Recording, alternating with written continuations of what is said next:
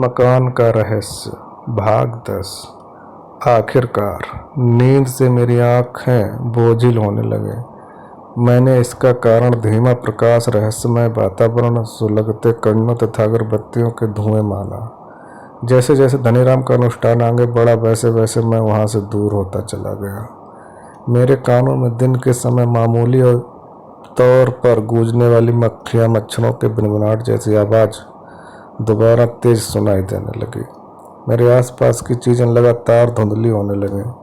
धनीराम तथा उनके दोनों चेलों का चेहरा मुझसे दूर होता गया।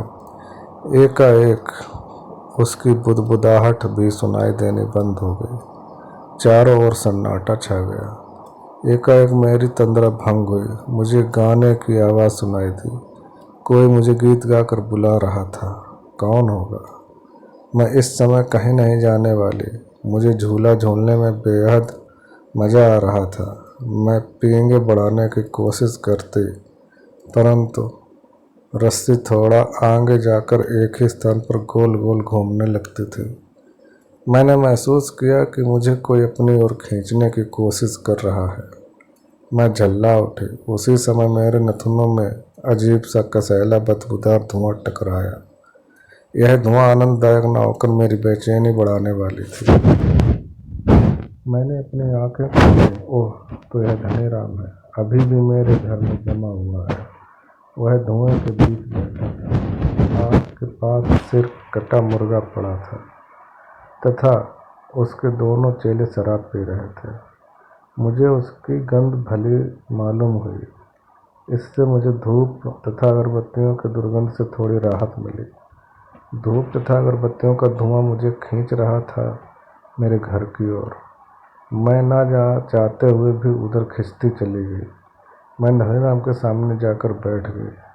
मैं यह जानना चाहती थी कि वह मुझे परेशान क्यों करता, मुझे मेरे हाल पर छोड़ क्यों नहीं देता। उसने मुझे यदि अकारण बुलाया होगा तो उसकी खैर नहीं। उसने आग में थोड़ी सी शराब डाली। धुएं का गुबार उठा। वह नथुने से होता हुआ मेरे दिमाग तक जा पहुंचा। वह धुआं मुझे मज़ेदार लगा। मैं समझ गई वह मुझे शराब पिलाकर अपना मतलब निकालना चाहता है। उसने 2-3 दफ़े आग में शराब डाली। हर बार मैंने ढेर सारा धुआं सूंघा। इससे मैं मदहोश हो गई और झूमने लगी। मुझे झूमता देख वह हंसा। उसने सिरकटा मुर्गा आग के पास रखा, फिर बोला, यह तुम्हारे लिए है अगर मेरे थोड़े से सवालों का जवाब दूँ तब। धनीराम, तुम मुझे बार बार क्यों परेशान कर रहे हो? परेशान मैं नहीं, तुम कर रही हो। मैं परेशान कर रही हूँ? किसे? तुम्हें? नहीं, मुझे नहीं। उसने कहा, तुम इस मास्टर को परेशान कर रही हो। इसने तुम्हारा क्या बिगाड़ा है? इसने मेरी नींद खराब की। इसने मेरे आराम में खलल डाला। इसने मेरे मकान पर कब्जा किया। मैं इसे छोड़ूंगी नहीं। तुम्हारा मकान? हाँ, मेरा मकान। भानु सेठ ने वह मकान मुझे दिया है। वह मेरा है। क्यों दिया था बताओगे?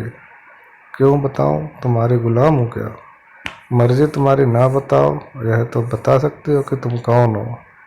मैं हूँ। मैं कौन हूँ? कुंजमती। मैं चुप रही। बोल, तो कुंजमती है कोई और है? मैं चुप रही। तू कुंजमती है ना? हाँ, तो तू क्या चाहती है? तू मेरा पीछा छोड़ दे। छोड़ दूंगा तो छोड़। इससे पहले मेरे सवालों का जवाब दे। पूछ। एक सवाल का जवाब दूंगी।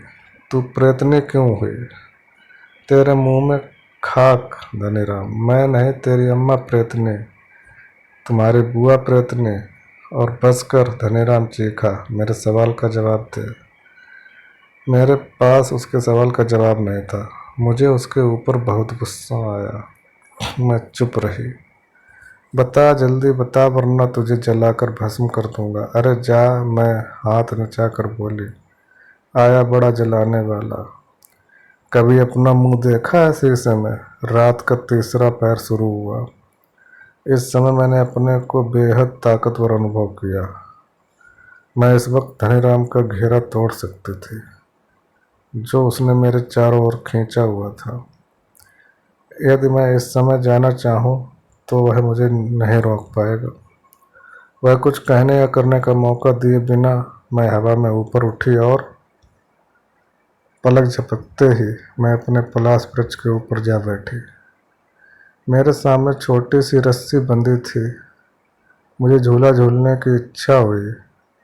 मैंने उसे अपने गले में डाला और गोल गोल झूलने लगी।